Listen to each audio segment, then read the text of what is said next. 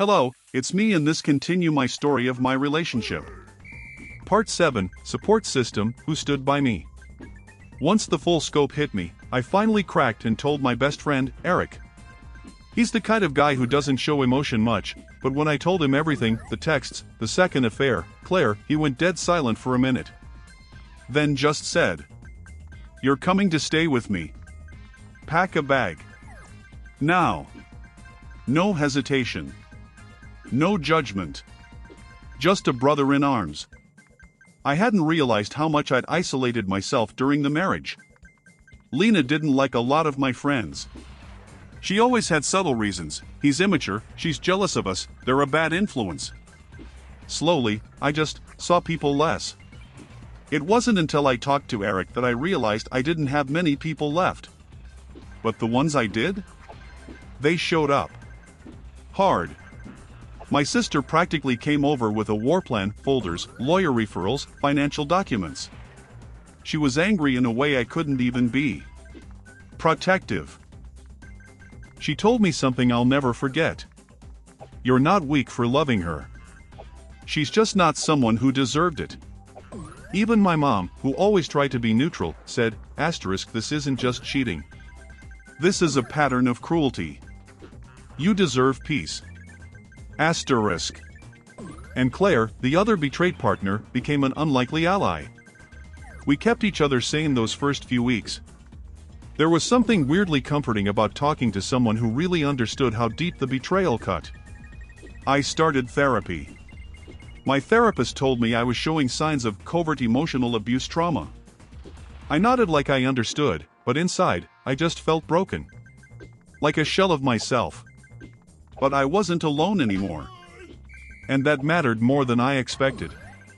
Part 8, Divorce Process, Pulling the Trigger. Once the emotional fog lifted even a little, I knew what I had to do. I called a divorce attorney that my sister recommended. A no-BS woman named Dana, who didn't flinch when I told her about the affairs, the gaslighting, the financial control. She just calmly asked, "Do you want out, or do you want revenge? Because we can do both, but I need to know your goal." I told her I just wanted my life back. No drama. No drawn-out war. Just freedom. We started gathering financial records, and surprise, Lena had been siphoning money out of our joint account for months. Little transfers to a personal savings account I had no clue existed. Thousands gone. When I confronted her, she claimed it was for emergencies and self-care. Total crap. Dana filed immediately. We requested a separation of assets, including the house. Since I had proof of infidelity and financial misconduct, she said we had a good case for a favorable settlement. I served Lena the papers at home. She barely looked at them. Just scoffed and said, "So this is it? You're throwing away 8 years over a mistake?" "A mistake," she said. Like it was a parking ticket. Like 2 years of betrayal, 2 separate affairs, were just whoopsies she should be forgiven for. From that moment on, I stopped feeling guilty. I stopped wondering if I was overreacting. Because the truth was, she never thought there'd be consequences. She counted on me being too broken to walk away. Well, joke's on her. I was finally done being broken. Part 9, Wife's Reaction, The Manipulation Circus. Once the divorce papers were served, Lena flipped the script hard. At first, it was the classic poor me act. She cried nonstop, sending me texts like, "Please don't do this to me. I'm sorry, I'll change." But every apology felt hollow, like a performance written for an audience. She'd show up at the house unannounced, begging to talk things through, only to turn icy cold when I tried to set boundaries. Then the threats started. "If you leave me, I'll tell everyone your dark secrets. You think I'm the villain? Wait until I spill what you hid for years."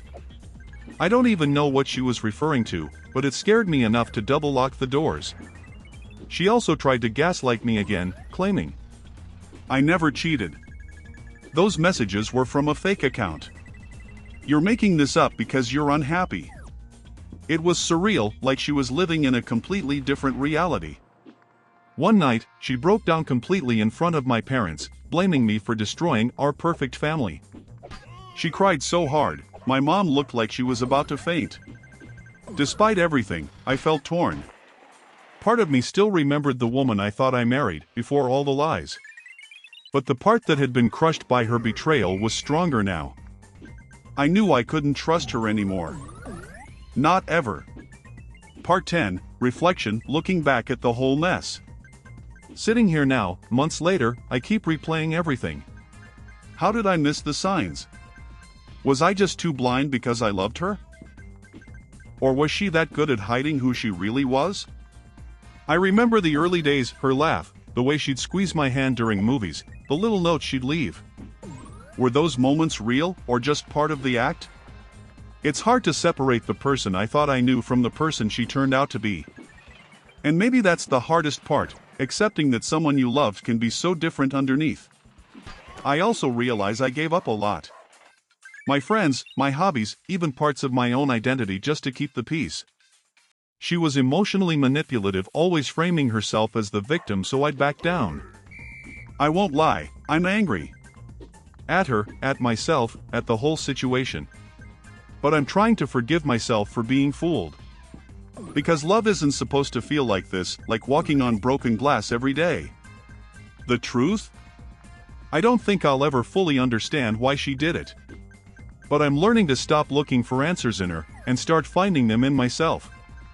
Part 11, Rebuilding. Picking up the pieces. After everything, I decided to focus on me for the first time in years. Therapy helped more than I thought it would, not just to unpack the betrayal, but to rediscover who I am outside of that toxic relationship. I started reconnecting with old friends I'd pushed away. Took up hiking again. Even joined a local book club, ironic, right? Small things, but they reminded me there's a life beyond pain. I also made a rule, no contact unless absolutely necessary. No more checking her social media, no responding to manipulative texts. It was hard, especially when loneliness hit, but it was necessary. Physically, emotionally, mentally, I'm slowly getting stronger. I've learned to trust my instincts again. And even though scars remain, I'm starting to believe I deserve better. It's not just about surviving anymore. It's about living. Part 12, Final Decision, Closing the Door for Good. After months of back and forth, court dates, and emotional roller coasters, I made my final call, no reconciliation. I realized some wounds run too deep, and trust once shattered rarely rebuilds fully. Lena wasn't the person I married, and even if she wanted to change, I couldn't risk going through that pain again. Divorce was finalized quietly. We split the assets, not perfectly, but fairly enough. No screaming matches, no public drama.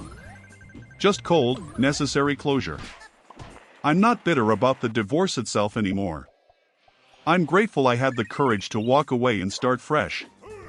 That decision wasn't easy, but it was the best gift I could give myself. So yeah, it hurts. But it also feels like I'm finally free to build a future on my own terms.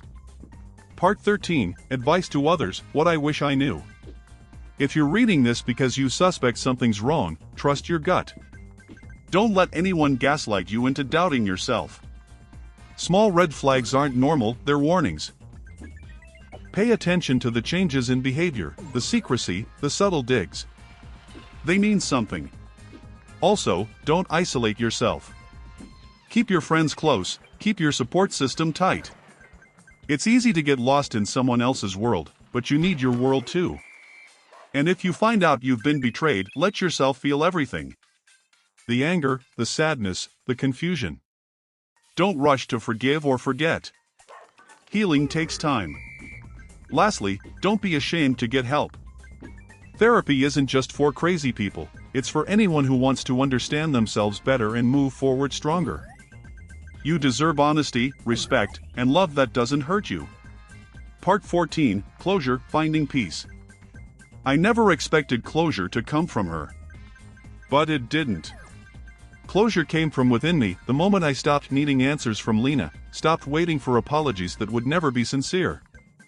It came from accepting that some people aren't capable of the love we hope for, and that's not my fault.